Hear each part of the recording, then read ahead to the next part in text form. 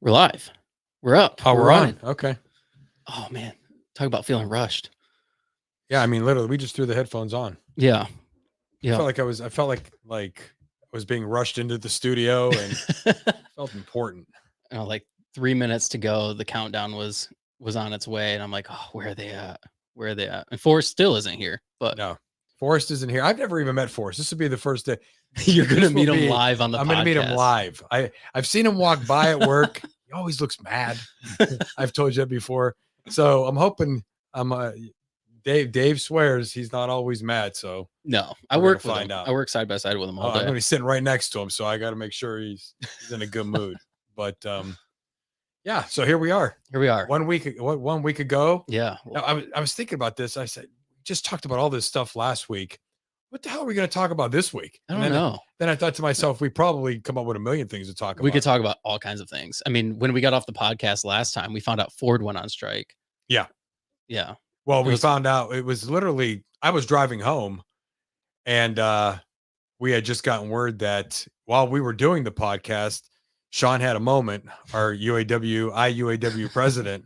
He got really irritated and he sent out the largest Ford production plant, which is in Kentucky. Yeah. What, over 8,000 people, 9,000 people. I think it was like 8,600 or something. 8,600 like that. people. Yeah. You know what was amazing about that? I don't know if people can wrap their head around this. That plant makes, this is a fact. This is factual. You can look this up. Everybody, you can look this up. $48,000 in terms of net revenue a minute. Mhm. A minute. I keep looking at my phone because I thought for sure she was texting me. But $48,000 a minute in net revenue. They have thousands of workers there, or I don't know how many. It's over 1,000 workers that don't even make $37,000 or $38,000 a year. That's insane. And they're making $48,000 a minute. It's just so hard to wrap your head around. And that's not something that I'm saying I'm upset about. You want your company to be viable. You want them to be, prosperous in what they're doing. Right. But it's hard sometimes for everyone to try and understand. It's hard to wrap your head around what's the problem when it comes to what is being asked of by the UAW in terms of making everybody whole after 16, 17 years now. And I'm not saying that there's not, some areas where we have to figure out how we're going to agree to disagree, or we're going to have to pick certain things and say, listen, this is going to be for another day. Mm-hmm. I mean, it's just the way it is. But what do you think the biggest issue is right now? Well, we talked about last week, we talked about EV and AI. Yeah. And not getting a clear picture and an understanding. I think because it's being rushed so much, and we talked a little bit about this last week. Yeah. They want by 2030, they want this to be fully implemented. Right. I mean, the infrastructure, how long is that going to take to get everything in place in terms of an infrastructure that's going to be able to support? Yeah. What about the power grid? Yeah. Everything is going to be electric. Everything is going to be, they want gas gone. And I think it's absolutely absurd. I think it's absolutely absurd. It doesn't even make any sense. The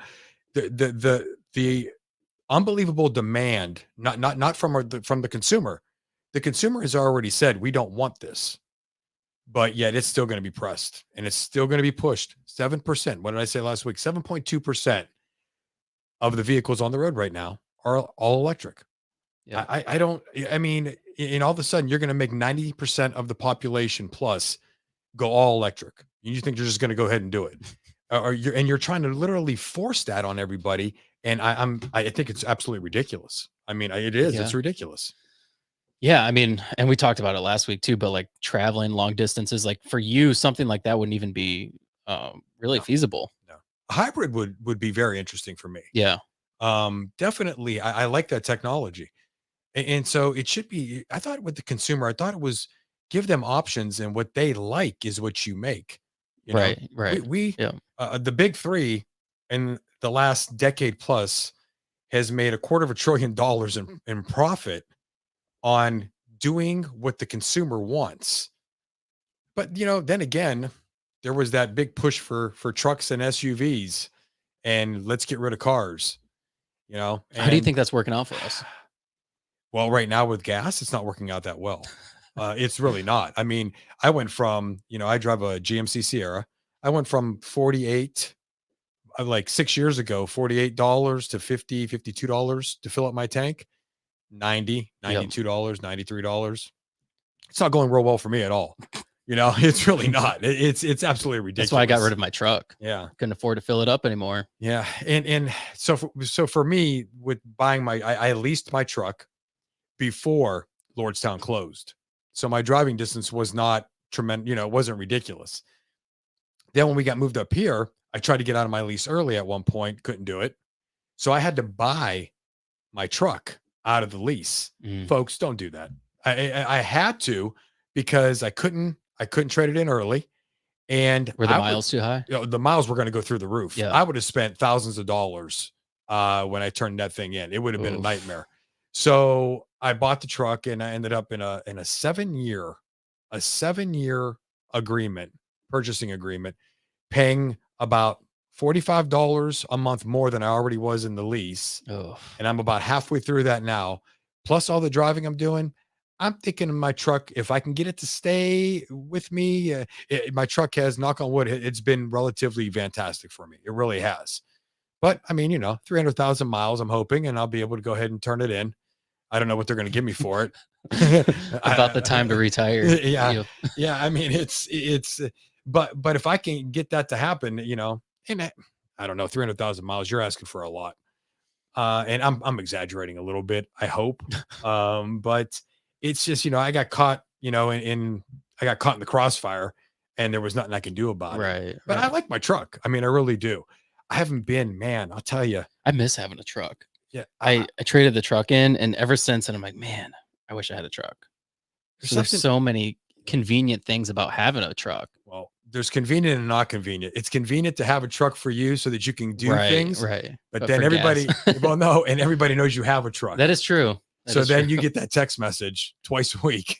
Hey, I need your truck, and I need you to be in the driver's seat, and it's really, it's not that's a joke, but it's true at the same time. It is true. Absolutely true. But man, I'll tell you, my first new car was a 97 Tahoe. I was 27 years old when I got my first new car. It was all used cars until I was 27. And it was a green Tahoe with leather, like cream color interior. It was really nice. It was a really nice Tahoe. You know what I paid for the Tahoe? Brand new. 10 grand. No, a little more than that. 26.8. Oh, wow. 26.8. Wow. 4-wheel drive. Everything. Wow. Fully loaded. 26.8. Wow. And I'll tell you what, you better triple that price now. Yeah. Yeah. You're looking at like 80. Yeah. 90. You're looking at a lot more money for fully loaded, especially. And that's just crazy. You're talking 25 years ago or so. And almost, 25, 26 years ago. I seen something the other day. It was a price comparison of a Highlander and because they're equivalent to what we build at our plant, and they're almost the exact same price. Actually, I think it might have been slightly more for the same equivalent model to the Traverse. And the comparison was something about how us asking for more money and the better benefits and everything doesn't take away or doesn't add to the price of the vehicle. No, it doesn't. If that's the case, Toyota workers make slightly less than we do. Yeah. They don't have the same incentives. Do you know what they make? Oh man. At one point when we were making $29 or $30 an hour, they were making somewhere between $20 and $24 an hour. I think maybe 25 to 26 was their top rate. Yep.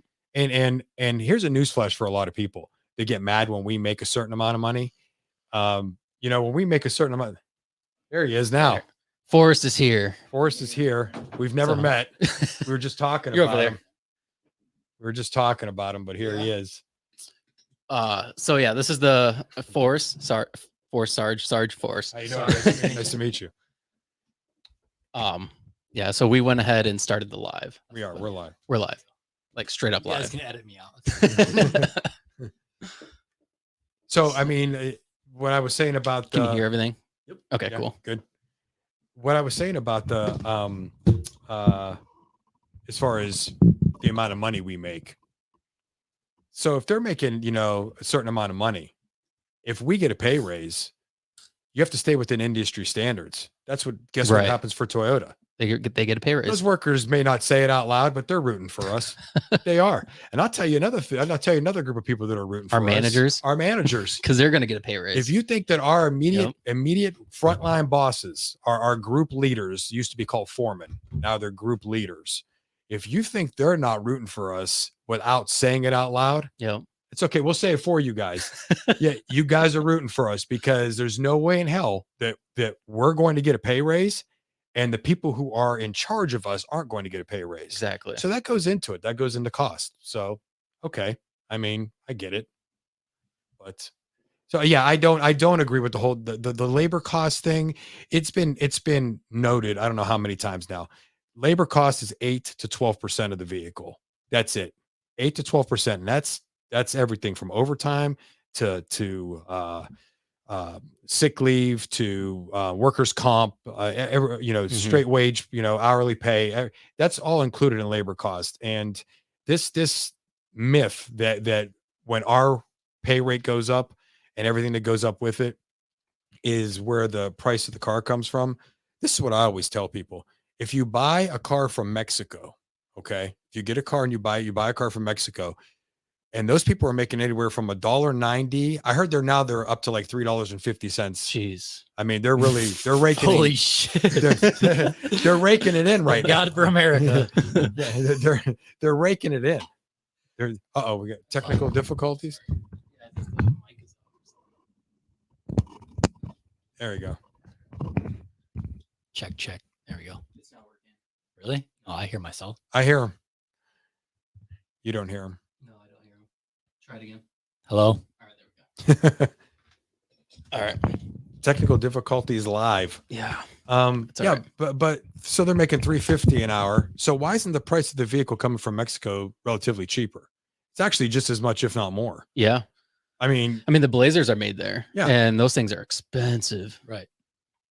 Yeah. So just as much as an Equinox, if not more. Yeah. There's far more that goes into the price of the vehicle, and labor cost. I hate to bust everybody's bubble, is not one of the major costs. It's not. It's their wanting to invest in all these other certain little avenues, EVs, whatever, that like they decide to put all the profit that they get into those areas. Yep. Okay, I get it. They want to like expand and do different stuff. That's cool, but that doesn't mean what we're fighting for isn't right. I don't think. Like, well, and it's not just that; it's them buying the stock back and all that too. Did you? Fourth generation Bill Ford. All right. I mean, Henry's great grandson. He's the head of the board of directors, right? For Ford. I get it. I mean, and I understand this is his family's business. This is his legacy. Okay. I get the passion. I get, the desire to want to be as successful as his, everybody who in his line of from his great grandfather to his great and so on and so forth to Henry Ford. I get that. But he got up in in a wherever he was at the Rouge. Ford calls it the Rouge, right? It's one of the largest production facilities in the world, I think. But I believe it's in Dearborn, Michigan. I'm not sure if it's in Dearborn or not. Yeah. But I mean, this thing's got like 120. I can't forget how many miles of track that. I mean, it's crazy. They were going to close it down. They restructured it. It's like 93 facilities on I don't know how many acres. And so he's up there. He's making his. What did I go off on a tangent there? He's up there. He's making basically his spill of the UAW needs to come to the table and we need to come to an agreement. This needs to be done with. And he's giving all his reasons why. Literally an hour later, I see that Ford is going to go ahead and offer, 15 cents per share in dividends out to all their shareholders. Lo and behold, he owns 16 million shares of stock at 15 cents a share. So he's going to get it $2.2 million December 1st in terms of dividends. And I don't know what he's going to do with that money. Like he was just saying, is he going to reinvest it? What's he going to do with it? But they're not reinvesting the dividends into the EV development and technology and AI. They're paying it out. They're not reinvesting it. So, that excuse that all our profit goes back into what we're trying to do to stay competitive with our competitors, that ship doesn't sail all the time. I mean, or that ship has sailed, I should say. And so it just makes me laugh that there's this woe is me. And then all of a sudden, yeah, I think that the millionaire and billionaire class has lost complete touch. They literally have no understanding of middle class America at all. None. It's lowering every year, I feel like. Yeah. Yeah. The rich get richer and the poor get poorer. I mean, yeah. I mean, there's a huge gap now in the middle class. It used to be, GM or the auto worker was at the top of the middle class, and now we're somewhere in the middle. We're not even at the top anymore. Well, seeing like my stepdad and my mom that retired from GM, it's 30, 35, 40 years, and what they're living like right now, I'm not going to be able to hit that right now the way we are. Yeah. In my 30 years of being there, if I did, Yeah. it's just like they're loaded. Yeah. I'm not, essentially. And it just like seems to get harder and harder to get ahead and ahead, like over every single year. And I was talking to a guy on the picket line today, and he was talking about how when he hired in I think it was like 78 or something like that. He was like, yeah, no, right. Fuck out of there. Dude, what are you doing? He works in end of line repair. Oh, okay. And he's still, I think he said he's going to retire at the beginning of the year. But he was like, he's like, I have less now than I had then. And he's like, I hired in making 770. There's like 778 an hour in like 78. It's purchasing power. It's gone away. Listen, you guys know how they're offering the temps a $4 or $5 an hour raise now in this new contract. It's like 20 to 21 or something like that. They're going to go from 16 something to 20 something per hour. Yeah. In 2007, our temps made over $20 an hour. Yeah. As a matter of fact, they made close to 22. Well, they made top wage because my wife was one of them. And then when she got laid off and brought back at 14 something an hour. So she went from making full wage. There was like some discrepancy between like the 07s and 08s. Some of the 08s didn't get hired in, like there was like a cutoff. Yep. And she was right at that cutoff and came back making less money. Damn. It's just bizarre. So then now she's like in progression for the next however many years till we got a pay raise. That was it the last contract? Last contract. Yeah. So what is seniority is she? And she's 08. Oh, okay. Yeah. 2008. Yeah, there should be no more progressing at all. Like, no, you've been there for over a decade. Right. You should be maxed regardless. As soon as this contract ends, maxed to whatever they're offering. There should be no progression of anything anymore. That's the big argument right now. So anybody who's been there longer than they want to go to a 4-year progression. Mm-hmm. If you've been there longer than 4 years, should be you're in. Right. Anybody who's been there less, you fit into wherever. So you've been there 3, you got 1 more year. Right. If you've been there for 2 years, you got 2 more years. Anybody hired right now after this contract, you got 4 years. Yep. And that's that. And that's not what they're trying to do. It seems like what's happening is, well, you've been here for 6 years already, but it's going to start now. Right. Yeah. Right. And so you're going to end up being there for 10 years before you get to the, it doesn't make any sense. No. It doesn't make any sense in that aspect.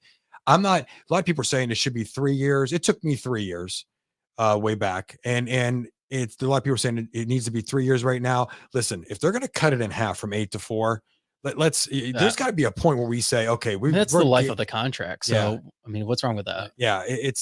People are getting they're getting a little antsy now. And it's because of how far behind the 8 ball we are. Right. And people want it all back right now. Do you think they should have to supplement everybody or like reimburse everybody for the past years from the time that they cut everything off till now? They never will. They never will, but it's like, why even answer that question? Sure, they could do all that, and then but everything else goes away. They're trying to give us COLA 2 years after the contract. Like, what, dude? You guys are just so out of it. It's not even. It's the wording. You see, what people have to understand is it's when we read the language, they try to manipulate the language. They have all this legal team in there, and they word it purposely to fit their agenda. So when it says cost of living allowance at max rate, once you hit max rate in the life of the contract, then we're not going to hit max rate until the 4th year. Exactly. We're going to keep going up every year. Right. Yep. Be more specific here as to what you're talking about. Yeah. And that's the problem that frustrates everybody is when they talk about this up to 5 weeks vacation.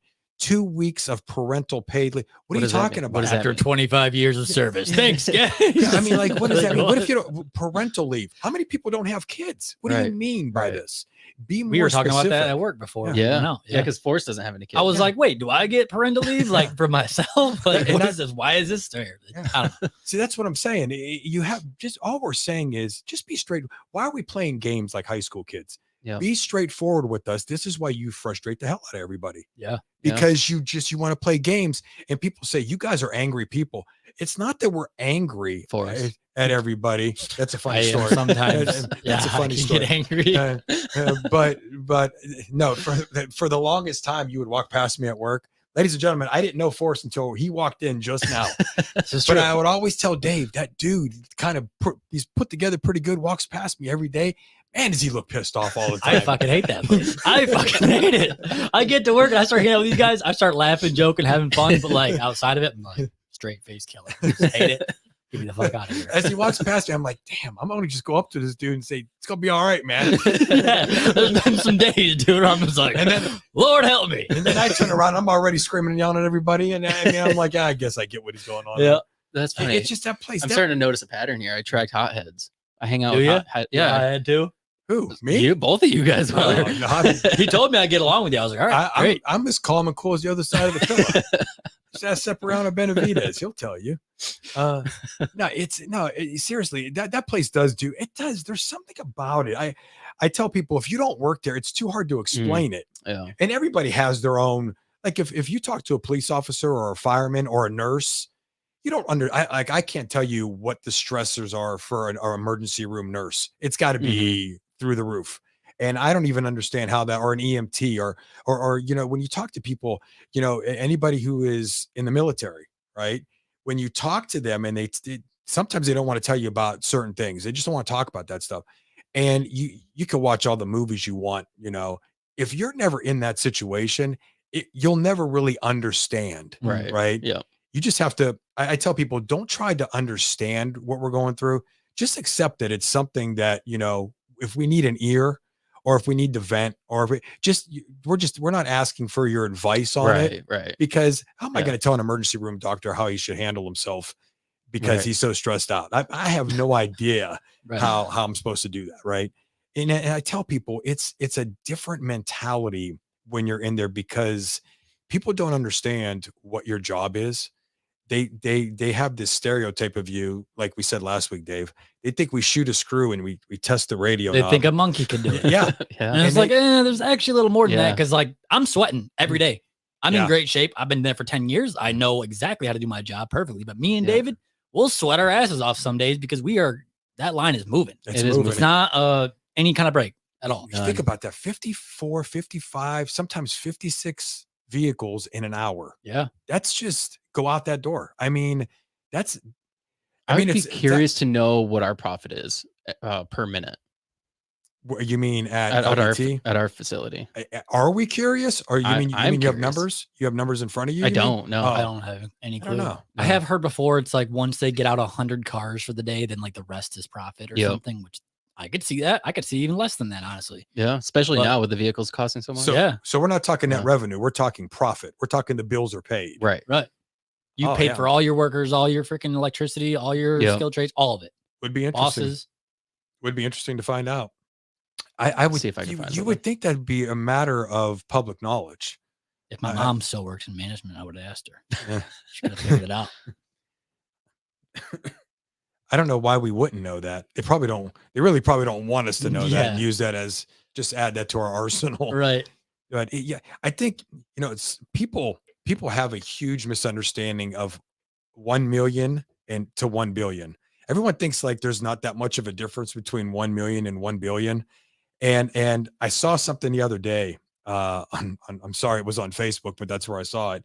and I checked it to make sure it was right.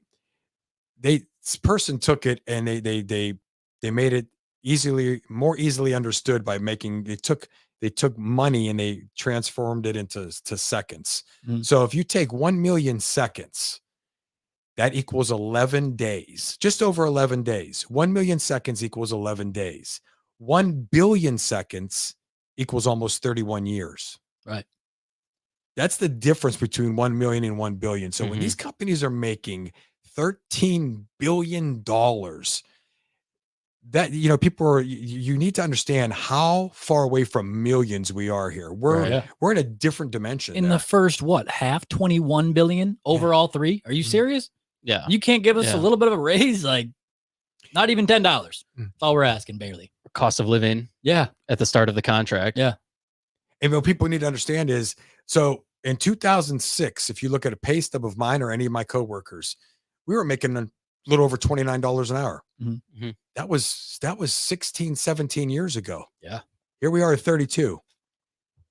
If this would have been a situation, okay, let's take out the unfortunate, what happened in 08, 09. Let's start in 2010 and start going there where we started making money again. And you start giving us a 1% raise every year, we wouldn't be in this situation now. We wouldn't be here. Or probably more than that, probably 2 to 3%. Yeah. We would not be in this situation at all. And so what people need to understand is when we say 47% increase, we had to start off where that's how far behind we are in terms of wages to you guys barely getting inflation. A 10% raise over the last almost 15 years. Yeah. Essentially. We went a 47% 47% raise should be on par of where we should have been at a long time ago, to be honest. Like already. UPS, $49 an hour. At top rate. At top rate, yes. Yeah. But that's a substantial amount of money. They have, I think, 2.5 times the amount of people at their one company that make less profit per year than all three of our big companies, GM, Ford, Chrysler, whatever, Stellantis. So they said they came out and gave them that contract because they said, it's going to hurt us a little bit, but we want to take care of our people. Why is the auto industry such against helping their own people? I just don't get it. I think I still think there's something going on where they are nervous, not so much about paying us, but I think there's something going on behind the scenes between the administration running this country and their EVs and we're, like I said last week, we're throwing all this money at the big three. The administration is billions of dollars to change this over. No more gas, all electric. And the big three are looking at each other and saying, we're making $250 billion in profit over the last decade plus in gas vehicles. 7% of our vehicles that are on the road right now are electric.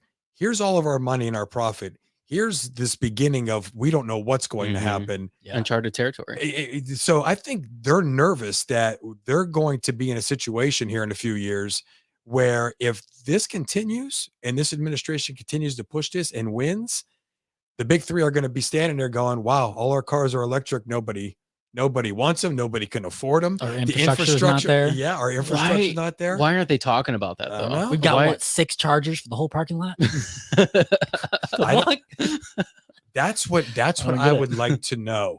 I would like to know, why are they so tight-lipped about it? Right. Why aren't they being outspoken saying this is not possible, guys? I mean, they're in charge of the auto industry. It's pushing an agenda, dude. They want to be seen as, we're the people. We made it green. We made it so they're probably getting so many but tax really breaks. It's not at all. It's actually worse than just regular internal combustion engines just to make the thing. Right. No one talks about that. Yeah. Someone Google at home, Google what it takes to mine lithium for the lithium batteries, and then tell me how green that is. Yeah. That's an absolute nightmare. Yeah. And that's what makes me just sit there and shake my head. It's literally horrible for the earth. And for the people that have to do it. Yeah. There's people literally dying in the mines, and kids. That's kids are essentially working a lot of slave work, I think, over there. Yeah. Like Africa, and there's a whole bunch of shit. Is it it's in the Congo, isn't it? Yeah. It's somewhere over there. Yeah. Well, that's one area. I think China does a lot of it too. But you guys hear about that local mega site they're trying to build, Urban Eagle or whatever? Yep. I've been working over there the last couple weeks, and they signs everywhere. It's supposed to be the largest. I was supposed to have somebody come on the podcast to talk about that. Yeah. Somebody who's protesting that. Okay. Yeah. I mean, dude, the whole freaking town is. Yeah. Everybody has a damn sign up. Yeah. I was like, what is this? I've never even heard of this. It's supposed to be the largest in the country, apparently, for making chips. Yep. Oh, that makes sense, because they all figured out they couldn't get them when COVID hit. Right. Maybe we should make it here. I don't really know what the argument is against it. Do you know? I don't know. I was talking to the owner of that tree company guy, and he was saying something about I don't know exactly, but like basically it'd take up a lot of land, and it's Eagle, like they're pretty country, rural area. Like, why would they want to take up a huge chunk of their town into this gigantic mega site, which is like way bigger than our plant, way bigger than the battery plant, any of the plants around here in the whole country. So that's my guess. I don't know they feel like it's going to ruin the community. Probably bring in a lot of jobs. Obviously, I'm sure the economy would be good for it, but you turn Little Eagle, township into a gigantic freaking battery supplier, or chip supplier. It's going to change that town a little bit. Yeah, and again, that's they don't care about that. They don't care about that. They like I said before, when they make the comments about the negative impact on communities when it comes to striking, literally these words have come out of their mouths. Yeah, that's what Mary Barra said. Yeah. She said that's what their website says. They're so afraid of the negative impact on communities. And I just sit there and laugh, and I'm like, what do plant closings cause? Do they cause negative impacts? Yeah. Because there's been 65 of them between you three in the last decade or so. I mean, like, what are you talking about negative impact? I can tell you about negative impact. I mean, you just look at any of the plants that close, even around here in Lansing. Yeah. The old plants that they knocked down. Fisher Body, yeah. And then that contaminated the earth, Flint, cement now. Yeah. They can't do anything with that land. They park cars that they can't find parts for. Literally. Yeah, it's absolutely insane. Mama Sarge said, I was waiting for Sue Ellen to comment, but I can't anymore. I'd like to know how green it is to dispose of those batteries. I don't know if they have a process for that. Do they? We've got 3, by the way. 3 viewers. We're a half hour. Wait, what is this like? YouTube? It's streaming live on my YouTube. Yeah. Oh, okay. Yeah. What does she want to know? I was waiting to comment. So Sue Ellen is a friend of mine from Lordstown. She's down in. I talked about her last week. Oh, okay. She's in Spring Hill, right outside of Nashville. She's in the Spring Hill plant. Okay. I don't know if my mom knows something that Sue Ellen knows all about that or something. I'd like to know how green it is to dispose of those. You could Google it. That's my mother, by the way. Not to mention when your battery fails, it's more than the car. Yeah, you can just, I got 30 grand. Let's just replace the whole freaking, I'm pretty sure it's underneath your entire car, right? The GM model is this. It's like a full 9 platform. feet. I thought it was 9 feet long. It's like the whole underside of your car is the battery. Like, oof. It kind of reminds me. Shit. I mean, and I'll give my age away here. It reminds me of when the first cell phone came out. I'm not kidding you guys. It was like this, and there was this antenna. Yeah, and you. We had a cell phone in a bag in my dad's 86 Camaro, and we were threatened. Like, if you grab that phone to make a call, you better be dying, because it was like $8 a minute. Right. Yeah. Yeah. And now look at the cell phone. I mean, you literally, here's the cell phone now, and the battery's how big, but look how long it's taken for that technology to evolve, and it'll continue to evolve, but it's been decades. Yeah. But here we are where we're going to, and I know that we've been experimenting with EV for decades now, but what does that tell you that we've been experimenting with it for how long now? And here we are, and we still only have 7% of our infrastructure is set up for EV technology. Well, like the towing stuff and like all these big trucks that need to do shit all day, every day for America, like just for whatever job. It could be anything. Like, I haven't seen one truck that's capable of towing something to the extent like, a big diesel engine truck could and last and be efficient all the day long. I don't see that. I don't think Where is that at? Where is that possible? Not right now. And no, they don't care. They're just like, we'll figure it out. Like, will you? Because you're trying to ban this shit in all of California, right? Like, they're trying to ban it. Or I feel like that's what a lot of this EV stuff is, though. Let's just fuck around and find out. Yeah. It's just, GM's 000 or whatever it was. The one thing they talked about, and then they never went on with it. Right. Never made sense at all. If you look at the new symbol, the G with the M, it's designed a little different. Got the line underneath the M. Yeah. It's when they were trying to tech company. It's a tech company. Yep. I think what people need to understand is General Motors is not just involved in vehicles. Vehicles is only one part of this tech company. They want to expand way further than that. And honestly, the way I was looking at this for the longest time under the old regime, when I mean the old International Union regime, the old regime, like Darth the Vader CCC over here. Yeah, Darth Vader and the stormtroopers and Hitler and the rest of them, our International Union I'm talking about, those unbelievably moral people that we had in office. Under them, I CCP. think GM saw us a place where the UAW became in charge of vehicles. That was their division where they allowed the UAW to run that particular part of the division. Why did the UAW, why in the world would you buy into the company? Whereas the company is more profitable, you're more profitable. How, if that's not a conflict of interest when it comes to bargaining negotiations, what is? Right. I mean, and that's what I saw. I said, well, I wonder if this isn't a situation where they're hoping that eventually they can come to some type of agreement where the UAW becomes just another partner with them, and they take over the car division. And now we're going to move on to this part of this tech and this AI and this EV, and that's what. And I'm not saying that GM is wrong. They're innovators. They're thinking. They're trying to get ahead of the game. They're trying to get ahead of their competitors. Elon Musk is constantly raising the stakes higher. I know that our illustrious CEO thinks that she's at the top. I hate to break the news to everybody. Elon Musk is way ahead of you, and you sold him the General Motors plant in California where he started this whole thing. And he has no problem letting you know on a regular basis. he doesn't. Although, like I said last week, even he knows you can't just go all robotics and all AI, because he was trying, like I said last week, he was trying to go all robotics, and now he has 22,000 workers. He knows damn well you need people to operate this facility, these facilities. It's just, are you going to need that many people? That's the elephant in the room in these negotiations. What are you going to do with these auto workers? Tony Sarge is going to be gone. He's retired. How many people does he have at one plant? Do you know? Like at any given plant? Well, I thought there was only 2 plants. There's the one in California there's one in Texas. And there's one, is it Texas or is it Texas, Colorado? I've heard Texas. They just built a new plant in Texas. Okay, so that's the third one then, because I thought there was one in Colorado as well. There might be. Yeah, I don't know. And then he has his SpaceX stuff in Texas, I believe, too, as well. And Florida? California, I think. Is it? I don't know. I can't remember exactly. I didn't look it up. You want to talk about somebody who is a cowboy, a billionaire cowboy. I mean, he'll throw money at anything and see if Twitter, it's stick. X. Yeah.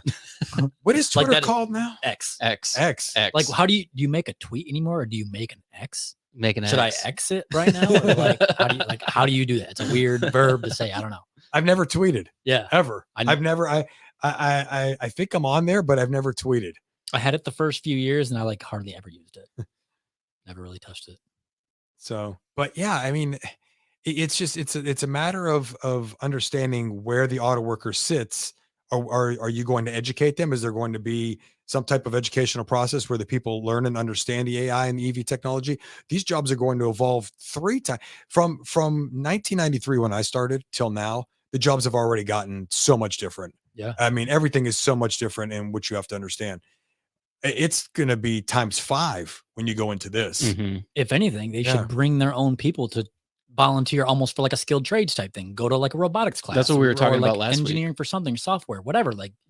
That's your best bet. I'm not saying all of them can't do that. I know that. We know that. Right. But at least let them try. Why not, Forrest? Why not, Forrest? I mean, the whole reason why he sees me walking every morning is because I'm pissed, is because I just go, no, I'm going to deal with some dumb shit all fucking day, every day. There's some dumb shit. And I'm just like, oh my God, what the fuck? Why am I here? As soon as the line starts up, I start yelling at everybody, let's make memories. Let's make memories. Let's make memories right now.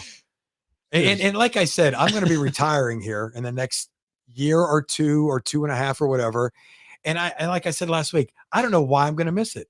I'm literally, there's days when I'll look and go, I'm actually going to miss the stress. Yeah. And it's just weird. It's weird. But when you're part of that, I mean, you could talk to people that are involved in we talked about SWAT last week, right? Yeah. Talk about a stressful job, right? At least they make it look that way on Netflix when I'm watching the show. Yeah. It's one of my favorite shows. But if it's even half of what you see on the TV, that's as stressful as hell. And I guarantee you, when people retire from, that particular line of police work, they miss it. Yeah. It's just ingrained in them. It's something that that has made them who they are. I mean, it's kind of like when somebody gets out of the military and they start doing something that's like in law enforcement or something that's in like public service, not Forrest because he hates people, but no, that's not why. I'm just like, I am not that freaking guy. Like it's some of that stuff is fun. Yes. I just would not want that to be my whole life. Mm. It's like, why would I want to be military and police and all this? Like, I know guys that did that. Yeah, they're state National troopers Guard. and they're. What's that? He was in the National Guard. Yeah. Okay. I was in for like 8 years. My dad was in the National Guard. Wait, we're talking 19. Oh man, when was he in the National Guard? I want to say it was in the mid to late 60s, and I don't know how long. 6 years, maybe 6 years. I don't know. Yeah, that's a contract. Wait and see here if D Sarge comments and lets me know. But I can't remember how long he was in, and he never talks about it. Mm-hmm. He never talks about any. Did he go anywhere? I believe he never talks about it. I believe That he was was like in Florida. He was in the 60s. That was like Vietnam, right? Vietnam was early 70s. Was it? Yeah. It was late 60s. No, Vietnam was 60s all the way into the early 70s. We pulled out of there. I guess it was. Yep. We pulled out of there in the early 70s eventually. It was like 68 or something like that. I can't remember exactly. 68 was boy, here we go into that. Kennedy didn't want to give him the war. Johnson gave him the war. Mm-hmm. And then I think Nixon, it was either Nixon or Ford's term when they came out of there, when he pulled them out for good. But yeah, he never went overseas. I think he was in Florida for a period of time. And I tell people this all the time. I made the dumbest mistake of my life. And I said this on a podcast that we did, podcast that me and my brother were doing. 6 years during the riots in 1968. Called it. There you go. Knew it. I don't know. I actually Nixon. There you go. Okay. Thank you, D. I don't know you, but that's Mama Sarge. That's Mama Sarge. That's my mom. That's yours? Okay, yeah. That's awesome. We should have her like call in. Yeah. Yeah, ask us questions. She do whatever you want. She could just be a part of the podcast. She would. I think she's talk itching. about this. I think she's itching to do her own podcast. She should. She should. I think she should.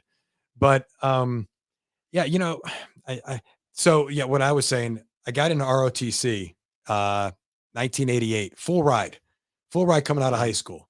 That's all I had to do was be in ROTC, and they paid for all my college. After 2 years, Major Weeks pulls me in the office, and he says to me, Major Weeks. He pulls me in. You got so much shit. And he said, fucking weak. Yeah, I didn't argue. I didn't. Really? I thought I just kept a tight lip. But he said to me, do you want to continue with the next 2 years, full ride? You have to go into the Army for 4 years. I think as a first lieutenant. No. Second lieutenant. Yeah, that's Butterbar. And what do I say? No, I don't want to do it anymore. Like a true ass. I literally walked away, and it's still one of the dumbest things I've ever did. See, what I believe how it goes is if you are going to go to ROTC and finish it out and fully like graduate college, become a Butterbar lieutenant and like go into it, I think you're commissioned regardless for 10 years. So that 4 years of active duty, you can probably decide after that to go, okay, I want to go National Guard, lieutenant, whatever, and then continue your career. But pretty sure they have to be commissioned for 10 years minimum. Oh, okay. Because why would they pay for your whole entire school? Just be like, all right, 4 years done. Now we need you. That's definitely different. That's new. Yeah. So the biggest thing I ever did was Youngstown State University, the side of the stadium. We rappelled down it. I remember. Yeah, I got to do that. And I remember my heart being in my throat the whole way down. I mean, it was pretty cool when I got to the ground. But I got to do air assault school in Fort Benning, and that was probably the coolest thing National Guard let us do. Like we had to take the test, like the pre-course, 12-mile ruck march in under 3 hours, full rucksack, which is insane. Which is insane. Like you're jogging, for 3 hours or minimum less than 3 hours. 12 miles, you're dead. That's almost a half marathon. It's crazy. Oh, that was the longest I've ever ran in my life. Like my feet were destroyed. Like I'm surprised I made it, but like I did pretty good. And then that was the pre-course just to get a slot to go to school. They had 12 people out of my whole entire unit to go. We got to go, and then 11 of us passed. One of the lieutenants failed. So that was kind of like, like I was a little private. Like I got it.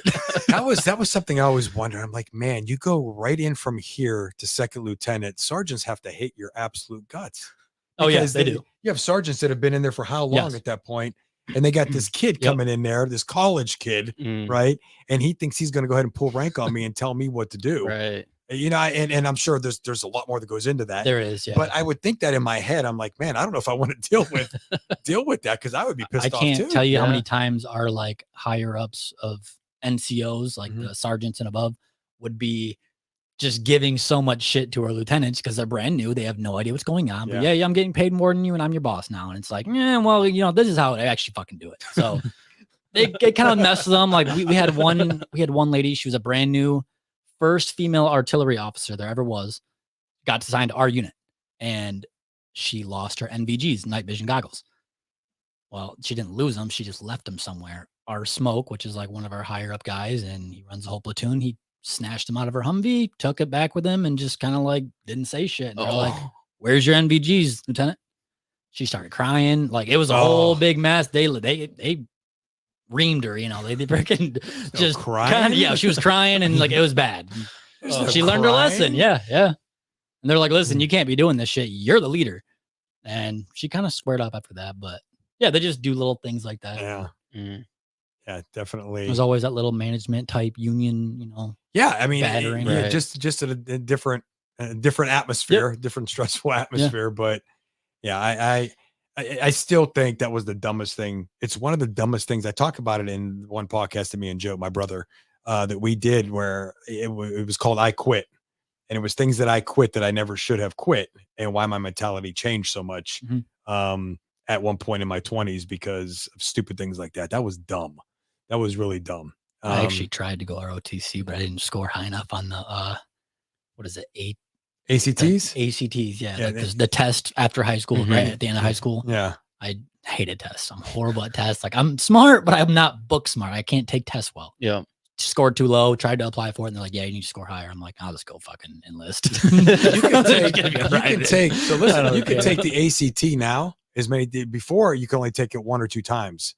Junior, senior year. You can take it as many times as you want now. Really? Wow. You can take it 10 times, I guess, if you wanted to.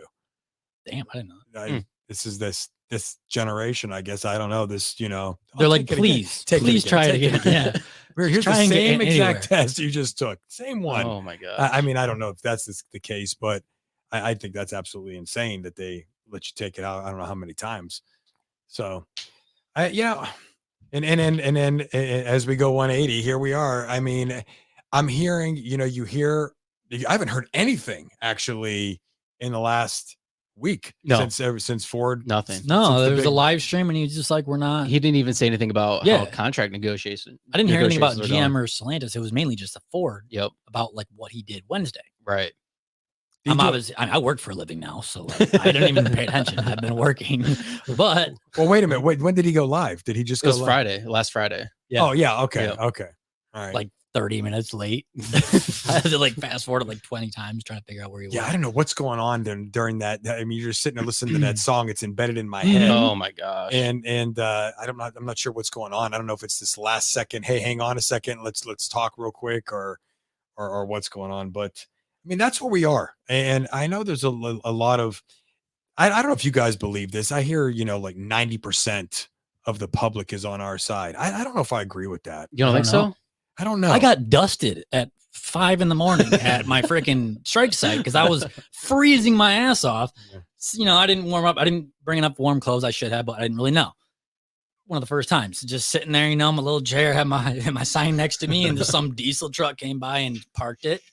Well, as soon as the light turned green, I'm at PWL, floored it, just dusted me in freaking diesel smoke. I'm like, this guy clearly hates us. I was like, I'm awake now. Yeah, we got windshield wipered at the light. Canal and Davis. He's at the light, and as soon as it's sunny outside, turns his windshield wipers on, and he didn't get us, but it landed right in front of us. He just stared at us. And then the next guy comes, pulls up in an RV. And he's waiting, and then right when the light turns green, he gave us the thumbs down. And I'm just like, whatever. I mean, last year, they think we're all doing this like we decided this. Right, we didn't decide this. Yeah, I will fight for it, but at the same time, none of us really. We all want to go back to work. Well, we didn't. I would rather be at work. We didn't decide the terms though. Right. We decided that yes, we're going to strike, but that's because we wanted a better future. Yeah.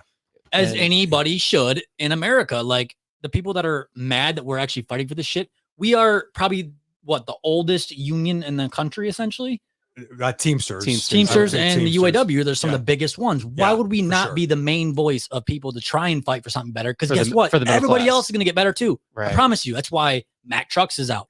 Casino workers are out. They just went out. How many other? Exactly, like 2 days ago or something. Yep. How many other people are going to go out now because they see, oh shit, these guys can get that? Well, we can do that too. Yep. Let's freaking form a union. UPS did it. Was it Caterpillar? I don't know if they did or not. I can't remember. I thought they weren't union. I thought they went out a year. Who went out a year ago? Right on the corner of Millet. Autoport, or that's the train company, right? I thought it was Caterpillar. There is on the corner of Millet Highway and right, that's Cat. Or Crates. I'm not sure if it's So I mean, I thought they landed a pretty decent contract a couple years ago as well, but I don't know. I guess beauty's in the eye of the beholder. So. We're gonna get this contract, and some people are gonna be mad. Some people are hell bent on getting 47%, and then he dropped it down to 36. And now that he's at 36%, people are hell bent on getting 36%. And I don't think we understand the negotiation the art of negotiation and bargaining, and what goes into that. And it's a little bit of give and take. And let's say we land 24%. Let's say we land 24%. That's 12% in the first year and then 4% the next 3 years. You're going to have people that are pissed off. You're going to have people that say we settled. Once again, we look weak. That's still low, But who tell what we would have gotten under Darth Vader and that regime is what we would have gotten under that joke is 3% in the first year, a lump sum pay raise in the second year, which is literally like 2 weeks of pay. 3% in the third year, and a lump sum pay raise in the fourth year. We wouldn't even we already have gotten way more in this contract than we have gotten in the last 17 years. Yeah. People don't, if you go on Facebook, I try to stay off of it. You go on that members of the UAW. No, it's everybody. Members of the UAW. I mean, you read their posts. I lose brain cells. Oh, dude, that's why I start losing brain cells. People are arguing. There's people on there arguing about snacks. Yeah, that one dude that posted. He's like, I just like to pitch in. I'm gonna complain about the people complaining. Like something like that. And it's like that's how I feel. I'm like, dude. Yeah, and I actually, who gives a shit? I commented on that. Yeah, I commented on. That's when I said about the sun being out at Tony M's more than it is at where we're at. Yeah. I mean, like that's kind of a fact. People complaining about snacks, and here's an idea: eat before your 4-hour picket duty. It's 4 hours. I mean, I don't get it. And then I don't know, man. I've been going to work after mine. It's bizarre. I mean, like, we it's are only 4 hours. I know. Once a week. Yeah. Like that's it. I'll bring a coffee, and okay, they got some donuts in there. I'll grab like a stale donut. My wife's my mother-in-law. She was like, she retired from MSU, and so they're a union, and they have, I guess, a bunch of different unions on the campus, and so they would go on strike, often, and they were surprised that we only have to do strike duty once. Yeah, I'm like, once a week, 4 hours, Yeah, but they would have to do 8 hours. It depends on. There's some. They got a lot less people though. A few times a week. There's some facilities. There's some auto work. Whatever. They have to do it more, right? I think there's one where they got to do 2 6-hour shifts a week. Depends on how many people you have in your facility because you have to man that post 24 hours. Yeah. I know Al Henning had to. He has to do strike duty. I think like Flint Engine. Yeah. He has to do it a couple times, like twice or for 6 hours or something like that. Yeah. Really. Yeah. Well, back when we had 3 shifts, there's a lot more people at each site. Right. Whatever times. Right. And now I have like 7 people like huddled around a fire. Well, get on members of the union and let them know. Oh, no, I am good. I don't post on there unless it's just trolling. Like that's it. I tell people, listen, whether there's 5 there or 15, you still have to be there for 4 hours. Yeah. It doesn't matter. I'd rather have less people. I mean, like, unless 8 cars of anti-union people show up, now you're outnumbered, you're in trouble. But I mean, besides what happened, I mean, you guys probably seen that fight in Detroit. Oh yeah. But I mean, what was that guy thinking? I'm going to get out of the car, me and my girlfriend, and I'm going to fight these 16 auto workers over here. I'm going to grab one sign off the one guy. That ended horribly for him. Yeah. I mean, I don't know how many combinations he took, but finally one of the picketers came to their senses and got him out of there. Then the girlfriend goes in the car and takes out a trash bag and throws the trash at the workers. Now another fight ensues in the middle of the road. Oh my God. Like, what do you think is going to happen when you do that? I mean, and how is that even directly affecting that person? Right. Like, what did you do that affected you? Okay, I think maybe some are suppliers. They were that driving are a getting- Jeep too. Oh, really? Yeah. yeah, they were. Those aren't getting built right now. So my brother has a friend that absolutely hates the fact that we're on strike. Like, Yeah. as soon as we went on strike, he's like, he just hates it. He just gave us a bunch of crap on social media. Yeah. And I went to help my brother move, and he was there. And he drives a brand new Ford. I think it's like an Edge or something. It's a nice car. It's fully loaded. And I'm like, oh, that's kind of funny. You drive a UAW vehicle. And he's like, yeah. My dad's like, I hope you don't need parts anytime soon. Yeah. I think people don't understand what this fight is really all about. And a lot of it is because they don't know how to fight. They have no idea how to fight for what's right. They've accepted middle class America, what corporate America has been able to do over the years, and what politicians have been able to do over the years, is teach us like sheep to just follow in line. Yep. Just clock in, do your job, clock out, go home, be a good middle class American. Give you what take what we give you. Yeah. Be happy And with it. they continue to, I mean, I can't believe the amounts of money that have been raked in by the elite 1%. And so when you go to them and say, hey, listen, the reason why God bless you, you're multimillionaires making billions of dollars a year. God bless you. But we're the ones building the product. We're the ones offering the services. We're the reason why. And that's why we're family. Mm-hmm. Okay, then help your family out. Mhm. All right. Because we can't afford the groceries every week anymore, because our grocery bill went from $100 to $300 a week, thanks to inflation.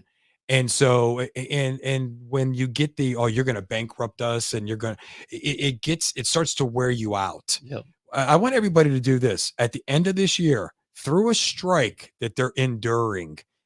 Wait and see what their profits were at the end of the year. It'll be record profits. It'll be record. Yep. It'll be record. COVID, record profits. Chip shortages, part shortages, record profits. Yep. I mean, they go right through it. And because they have their business set up to eat right through any threat coming their way. And we're asking for a little bit of what we lost over the last 17 years. And we're the bad guys. Yeah. We're the bad guys. And it's absolutely, and they say, well, we're doing, I hate when they use this word on purpose, historical. We are offering them, for the 8th time, we've offered the UAW a historical agreement. Yeah. Historical? What do you mean? You mean we're trying to get back what we lost 16 years ago? Right. If we're going to talk about history. And that haven't been gaining over the last decade. It doesn't make any sense when help the temps, though. Help all these little small, tiny individuals of the actual UAW. But like, why are we just focusing on one little section? Why not do it all like we are right now? Yep. What we should have done every single time, 4 years after every contract. I feel like we're not going to get it all back in this contract. No, and that's unfortunate. But this is a good start. This is a good start, I believe. Mm-hmm. I like Sean Fames. Well, I think we're kind of setting a precedent too. Like, we're not going to settle for less at this point. If you're making record profits, you should be giving record contracts from here on out. Yeah. Yeah.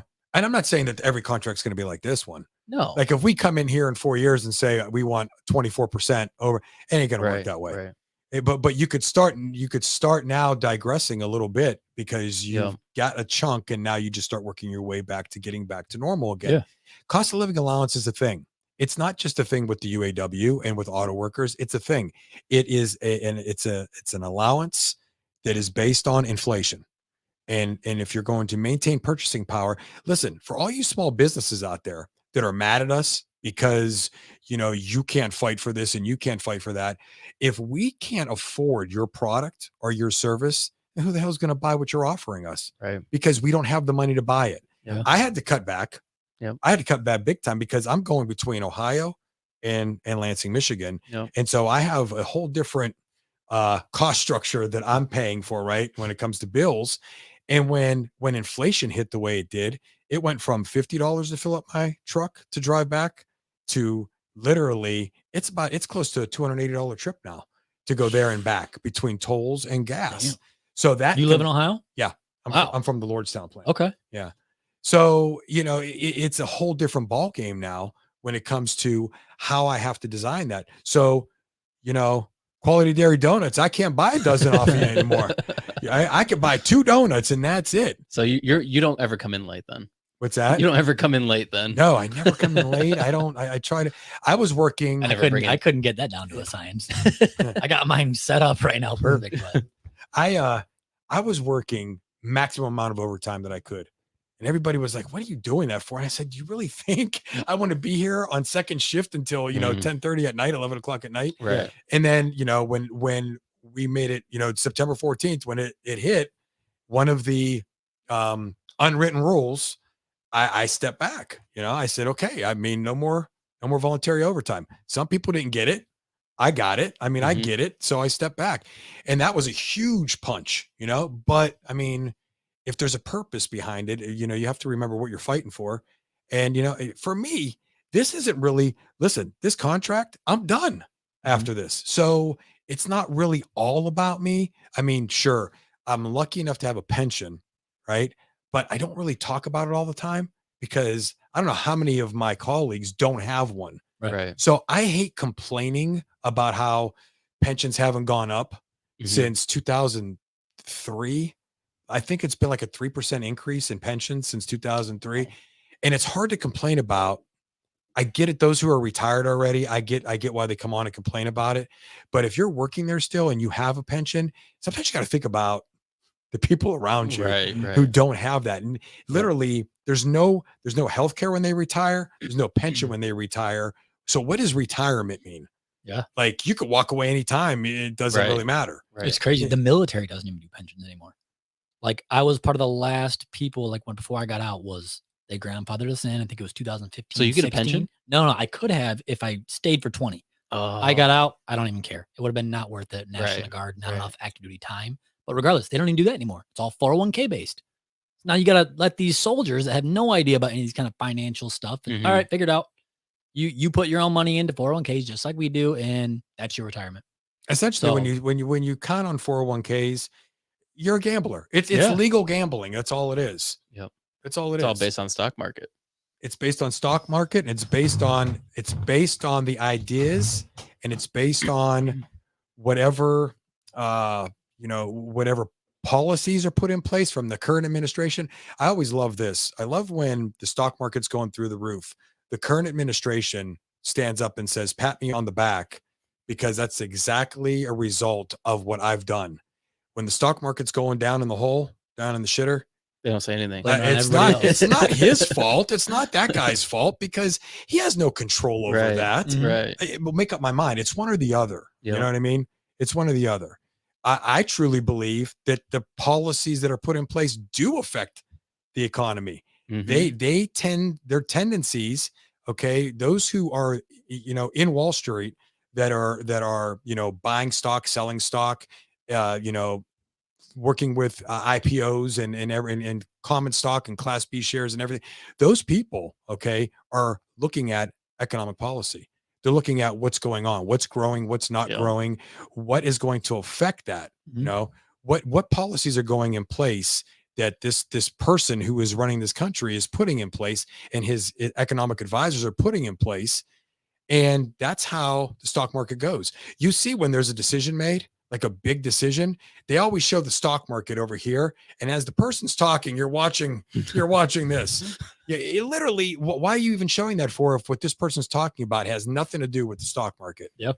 And that's why, that's why we are where we are. Don't tell me that I literally between my 401k with GM, my 401k outside of GM, and this other little small fund that I have for emergency situations, I've lost over $47,000 in the last 4 years.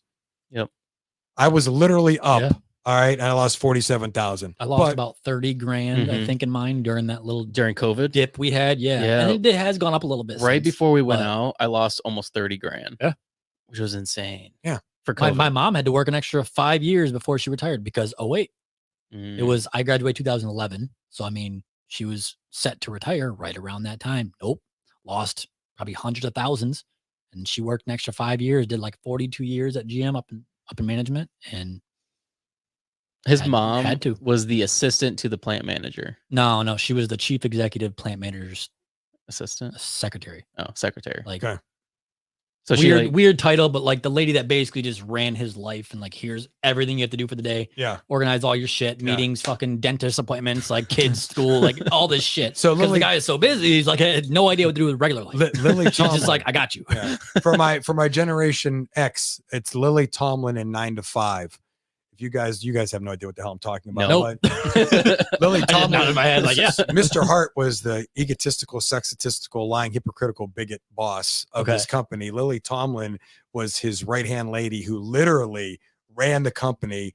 And basically when the head honcho came down, Lily Tomlin saved him by literally walking with the head honcho throughout the entire organization. And the boss was actually, he was standing behind her walking through. You got to watch it. 9 to 5. Dolly Parton. What's Lily funny, Tomlin, you Jane say Fonda. that. She worked for LGR and LDT, did like Mondays, Wednesdays at LGR, Tuesdays, Thursdays, LDT, Friday, half day, wherever they needed her, right? Yeah. When she retired, they had no idea what she did. They're like, 2 months later, like the lady that replaced her, they're like, can you come back in and train her and tell her what to do? Because we don't have an idea. There was like, no job description. You just made shit happen that like no one knew how to do. And then no one did it for 40 fucking years.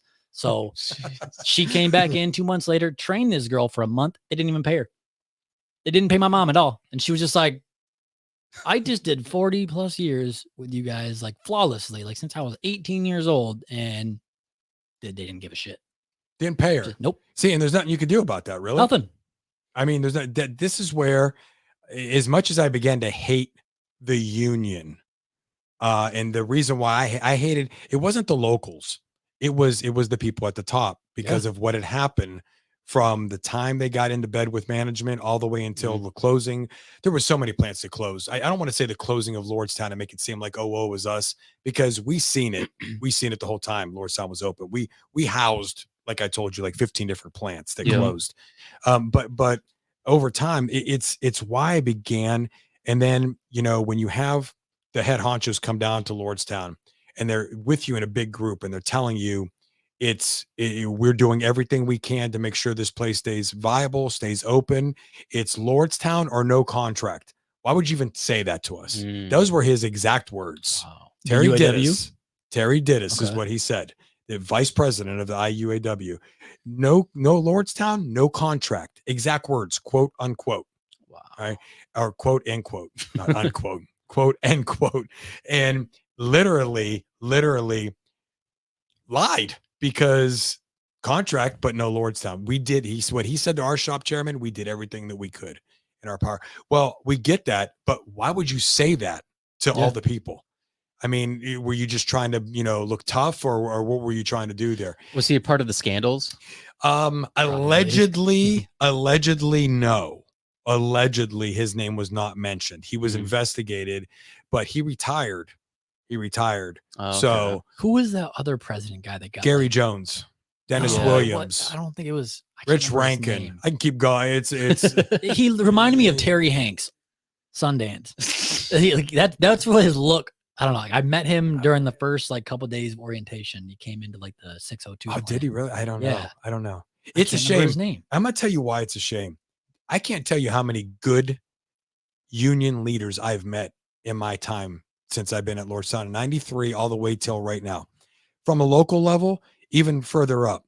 Our union president for local 1112 back at Lordstown was David Green. Outstanding human being.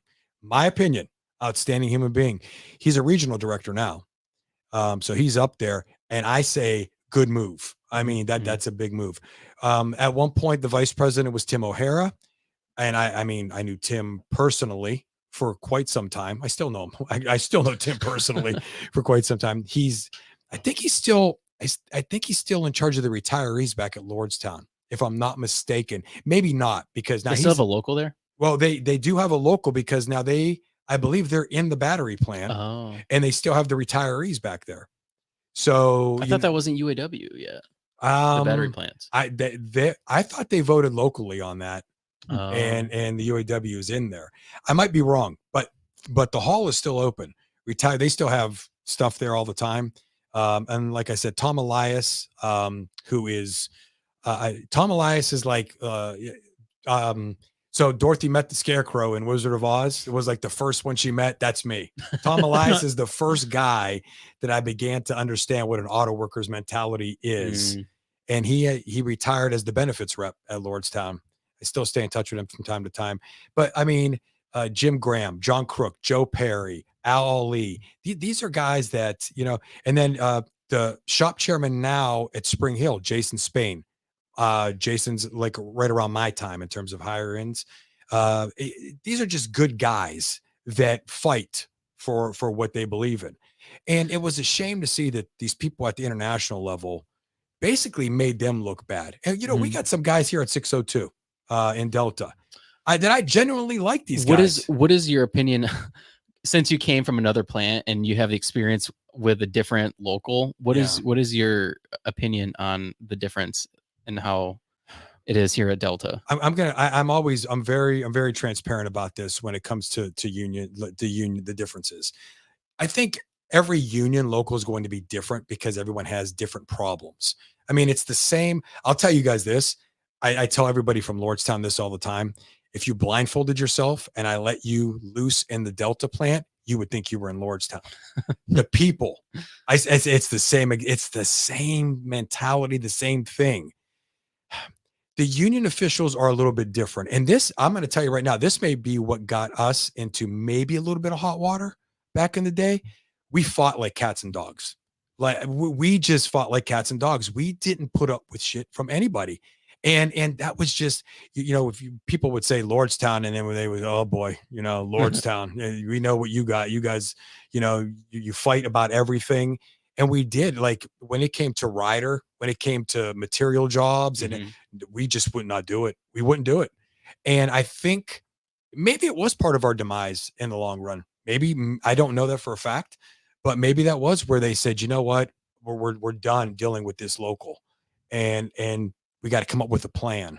And they came up with a plan that, as illegal as it was, made it look, you know, staged it perfectly. And you know, we've been in arbitration now for 5 years, going on 20 by the time we figure out what, you know, what's going to happen there.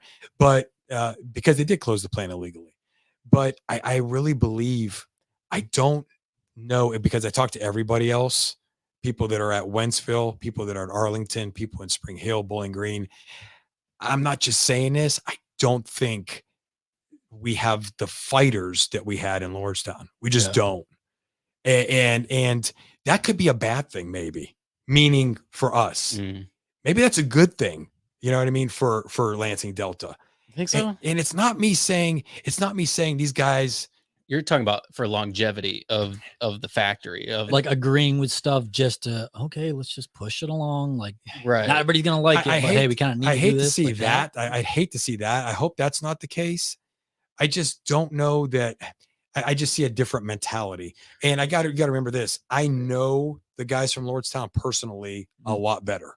Where the guys up here, it's just like, hey, what's going on? How you doing? Right. I don't know everybody that well, except, you know, hey, what's up? How you doing? But as far as like the membership, did you see like were people in Lordstown more, I guess, like UAW, like were they, I don't know how to word it, but like were they more patriotic towards the UAW in a sense? Like, because I feel like here more solidarity. So more solidarity. Like here in Lansing, I feel like there's a huge disconnect. And I mean, I feel that way too with the local union. I'm not in with anybody from there. No. I'm just a freaking ghost in their eyes. They have no fucking, they might know me. They just because I caused definitely know problems. you. They know. I'm going to tell you what. They're not like, hey, Forrest, let's hang out and do some UAW stuff. No one's ever contacted me about that shit. You guys want to, let me know. Like, I'll be down. You can try it out. I guess give me Tony M's. Yeah, Tony. Yeah, that's like the unicorn. Yeah, Tony dude. M's I don't know how they do. Make me be a runner. I'll be a runner. Tony M's is like where everybody wants to get to. I don't know if it's the breakfast pizza. I don't know what it is, but from what you were just saying, it's hard to just point out Lordstown without pointing out Youngstown. So if you think Youngstown, Ohio, is a different mentality. It's a fighting town. It's just, we always have felt like we have to fight for everything. Italians and Italians, Greeks, Polacks, it doesn't matter. Latino, black, white, people with 8 fingers and 2 toes, people with only 1 nostril and 3 ears. It doesn't matter. It's where are you from? Youngstown. I'm not kidding you. There's people that I met up here, and they're saying, "You're from Youngstown?" Yeah. Oh, yeah. Somebody heard a podcast about the mob in Youngstown back in the day. So automatically I'm a member of the mob. You know what's kind of scary? Everybody in the podcast that's being interviewed and talked to, I know them. Like, that's how Youngstown is, though. Wow. It's a very tight knit community. We've had our backs against the wall since day one. We're constantly pointed out as the bastard child of Ohio, basically. And so there's a chip on our shoulder all the time. And so we have this fighting mentality that's just inbred in us. I mean, that's how we are. And so over there.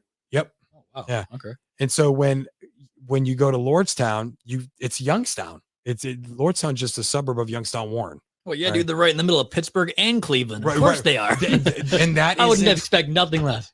What he just said is exactly right when it comes to La Cosa Nostra and the mob. It was the Cleveland faction and the Pittsburgh faction always fighting, and Youngstown was the meeting spot, and there were the families. And listen, what's the name of the podcast? Oh my goodness, I can't think of the name of the podcast where they talk all about it. Crooked City. Look up Crooked City podcast, Youngstown, Ohio, and listen to it's about 12 shows, 12 episodes. And it's a fact. Everything they talk about in there is 100% true. Wow. And so that's where we came from. So that mentality carries into Lordstown because those are the people that are there. And it's always this, we always feel like we're being done wrong. And I think maybe sometimes that comes back to bite you. So that might be the difference. I think people in Lansing are a little more laid back than they are in Lordstown. And maybe that was our demise. I don't know. If you put us all back in Lordstown, I could tell you this, we're going to do the same exact thing we did the first time. It's just who we are. It's our personality. Right. See, I feel like that way, what you guys are explaining, how you guys are like over there, here, for me at least, because I feel like Lansing doesn't get anything. Like, it's always like Grand Rapids, it's Detroit, it's even could be Flint or wherever, Kalamazoo. Like, I feel like we don't have anything. Yes, we have MSU, we have LCC, we have state jobs, we have GM. Where is like entertainment besides a couple little things here and there that are kind of just like basic normal things everybody has? Where's our like specific niche of like, you can go to Lansing for this, and do this for like a good time, good weekend getaway type, especially for a capital city. Yeah, for a capital city, right in the center. Right. I don't know. Capital city, you have the university here. I mean, like, I'll tell you guys this: Columbus is sweet. Is probably the best place in Ohio. Yeah, you got a lot of stuff. Yeah, Cleveland is not. Columbus, they have that comedy club there. Yeah. What is it? What's that area called? There's like a mall. There's like an outdoor mall, indoor mall. It's so nice. I don't know. I can't remember the name. I don't know. I know what you're talking about. That's all I got. But it's right up the street from Ohio State. On High Street? Is it on High Street? I have no idea. Okay. I couldn't tell you. I'm not from there. I don't know. I'm not either. That's my buddy played baseball for Ohio State. Oh. Went down to Ohio State, got drafted by the Twins, played all the way up through AA ball. But when he was at Ohio State, I mean, I was there a lot. Yeah. I was there a lot. And that was way back in the 80s, early 90s. Now my cousins live down there. And I'm down there every now and then. And it's just, Columbus it's literally 3 times bigger than Lansing. Oh yeah. I would say, but and comparable prices too, honestly. Yeah. Like housing market wise, like it's very comparable. Yeah. I would say Cleveland is not, it's okay. Pittsburgh's awesome. If you're looking for nightlife and Pittsburgh, it kind of reminds you of Gotham City. It looks just like Gotham City at night. It's pretty cool. The nightlife is really cool. The entertainment really cool. There's just a lot to do in Pittsburgh. There's a lot going on in Pittsburgh. Definitely a happening town. And that was a steel mill town that was able to transform itself. once the steel mills went away. Yep. Youngstown was the second largest steel mill town in North America. Wow. When the steel mills went away, it was Really? not able to transform itself. And people blame, they blame. What is Pittsburgh known for now then? It's just a huge metropolitan area. I mean, it's known for everything. It's got you name it. I mean, it just has everything. It's literally not a huge city, but it's kind of like Charlotte. If you've ever been to Charlotte, North Carolina, it's not like a huge city, but there's just so much going on within what they have. Wow. It's crazy. Yeah, it was Easton Town Center. Okay. Yeah. Okay. Okay. That's a sweet place. They have like an indoor mall. They have an outdoor mall. They have the comedy club there. Like you can meet. I've met comedians there. Like Mark Norman. I met him there. That's pretty cool. Yeah, there's a lot happening in that area. Yeah. I just saw you met Kennedy Jr. the other day. Yeah. How was that? Yeah, that's pretty cool. Yeah. Yeah. I was actually at strike duty and I seen that he was coming to Lansing. It was like a free RSVP thing. So I was like, why not? I didn't even know he was coming here. Which Kennedy? Kennedy that's running for RFK. Yeah. Wow. That was a cool experience. I met a Republican senator who's running here in Michigan against Alyssa Slockin. So he agreed to do the podcast. So I got to actually reach out to him and schedule it. But yeah. So you're going to get to have somebody on here where everybody tells you they're not going to listen to you anymore because they're mad at his ideas. How dare you? I don't even care. Conforming to the Republican Party. Cancel culture, man. That's the thing. Like I talk about this all the time, but Republicans are always willing to do the podcast. They're always willing to talk. Yeah. It's the extreme liberal people that don't want to. That is pretty factual, I would say. It is factual. In my experience with inviting liberal people on the podcast, I've had them agree to it, but then they back off. Yeah. And I don't know if it's because maybe they watched an interview with a Republican and they're like, I don't want to be put out there like that. Well, why wouldn't they want to come on and give their side of the story? Right. I don't know. From their side of the aisle. Debate. I don't know. Answer questions that we're wondering. Right. Well, I mean, so for some politicians, like for instance, I interviewed a guy, actually just released an episode today with a guy that I interviewed who's running for city council. Not that big of a position, but here in Lansing.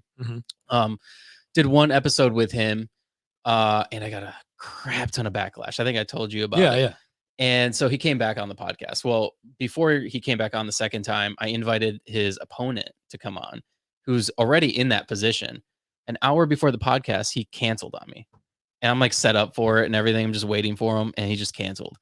And then it comes out, and we talk about it on this podcast that I released today, that he had skeletons in his closet. Like he doesn't like to attack his opponents. But come to find out, he had a hit and run. He hit somebody in Eaton County and then ran and then spent a year in jail for it. And then really, yeah, it's wild. And then he owed like $13,000 and never paid it. And it's like, oh, okay, I see why you don't want to talk about anything. So wow. Eaton Town Center, Eaton County. So that's where no.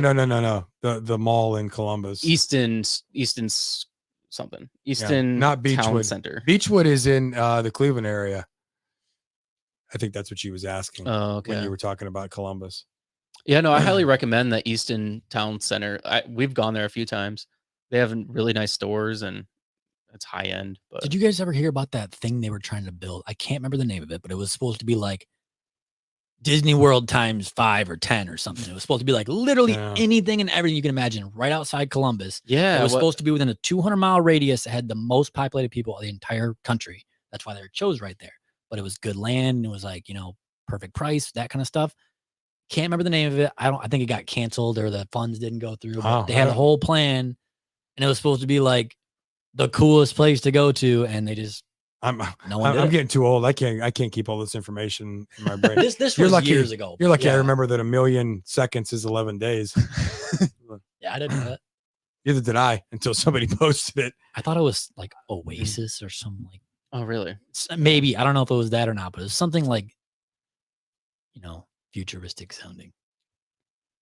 But like if they would have made that, that'd been cool. I don't know.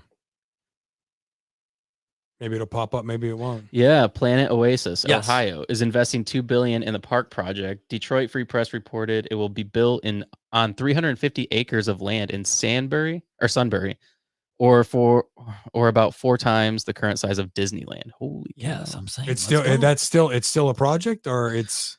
This was years ago when I read that. I had heard they just maybe postponed it. Or, Yeah, I don't maybe know. Yeah, no, it says the biggest new amusement park in Ohio to open soon.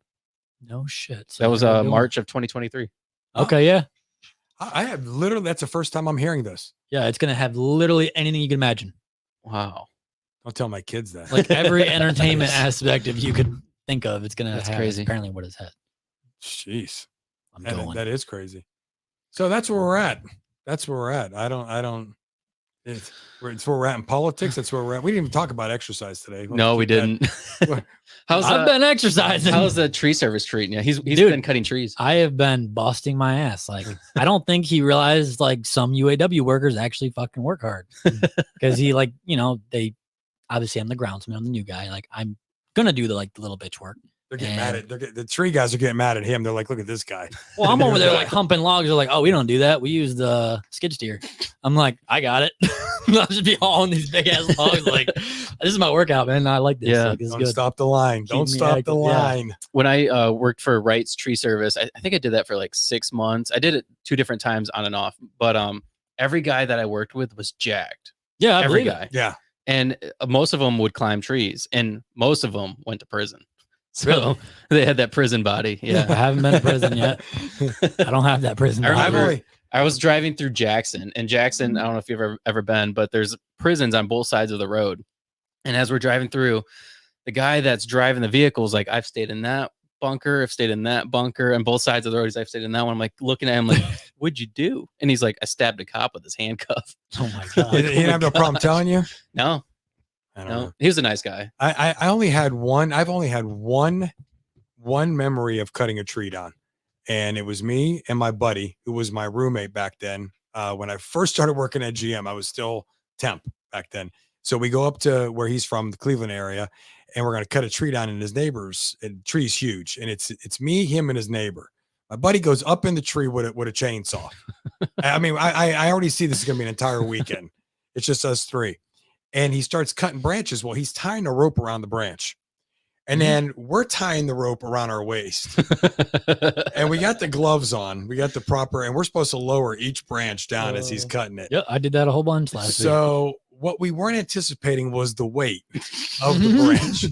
I'm up front and I'm holding. I don't wrap the rope around my waist. His neighbor does all the way around like 5 times. Oh man. We start to lower the branch. This thing's got to be 500 pounds. And I'm trying like with everything to hang on. I can't. I let go. His neighbor lets go. Dude, And all I heard was that like the rope going around. And I see his neighbor jumping up in the air and running. And I had to run to the side of the house because I was laughing so hard. His neighbor pulls up his shirt. He's got literally a perfect circle of red whip. I mean, like rash all the way around him. The sound itself made me laugh. I because I could picture it and just watching him run around the yard, jumping around. And I felt bad because I'm laughing. That's the only thing. That's the only story I have. I bet you there's still scars on his neighbor to this day. I've never actually done like full on tree work as well. Did like little small stuff when I was a kid, helping out my dad clearing brush and like small trees. Yeah. But I mean, this guy that I'm working with, he gets up there within a couple minutes of parking the truck and, boom, truck's up, getting way up there, cutting off huge chunks. Just he's got it down. He knows exactly what he's doing. He's good. And cutting trees, we did like 5 different jobs just today. House to house. Tree work is hard. I'm going to tell you what, it's not only hard. It's gotten, so there's a huge pine tree in my backyard. It's right on my yard and my neighbor's yard's border. And we were going to get it cut down a long time ago. I don't remember what happened. And this huge pine tree, this thing's got to be over 100 feet. Oof. It was going to be $500 to cut this thing down. Mm-hmm. That was about 10 years ago. Now, $1,380. I believe that. I believe to get it cut down. I bet you the tree that I have in front of my yard is probably like $2,500, maybe even more, just because of how big it is. And you gotta, when it's hanging over the house, you gotta get up there, you gotta tie it off, like you were saying, rope it up, and then lower it down because you don't want to just crush a freaking roof. Yeah, but there's actually like a science to it that I never really got to see. Yeah, it's pretty cool. I'm definitely not going to be helping with that tree, though. I can tell you that. Right. Yeah. I'm scarred after the first event. So, well, guys, this was a lot of fun. We're an hour and 30 minutes in. See, we're. I told you last week. I said this is getting longer and longer and longer, for sure. But I don't mind it. It's fun. Maybe we'll start the next one off with exercise. Yeah, we'll definitely do that. Yeah, we didn't do that this time. And do it again next Yeah. Wednesday. I'll try to be on time this time. Yeah. I mean, I don't see why I won't be here. I got to be here anyway, unless you never know. I don't know. We might be back to work Monday. Who Your knows? strike duty Wednesday? Wednesday, yeah. Okay, yeah. 12 to 4. 12 to 4 at Canal and Davis. We're the Mm-hmm. bastard children. They're not, we don't have snacks. We don't have, the sun was only out for 50% of the day. Tony M's was like the heavens were opened up. Hey, dude, we got fires now. I'm happy about that. We do. I was the one keeping the fire going last time. Like, yep, this is my calling. So wait, what time are you working? I'm 4 a.m. to 8 a.m. at BW. Oh, okay. Okay. Horrible. Yep. Yeah. Where's the park? Oh, it's on the side. It's on the side. I have to park usually on the On the curb. road. Yeah. Because if everybody's parked there from their shift before, I'm in front of them. That's all taken up. Way at the and end. then I'm way at the end. The first cone just is always, I go home that way. The first cone, when you turn, is always crushed. Oh, yeah. You can tell big people fucking just run semis. right. Yeah. Yep. Yeah. Come by, just they don't give a shit. So, all right. All right, cool. Well, thanks, guys. Yeah. See everybody again next week. Yeah. We'll be here.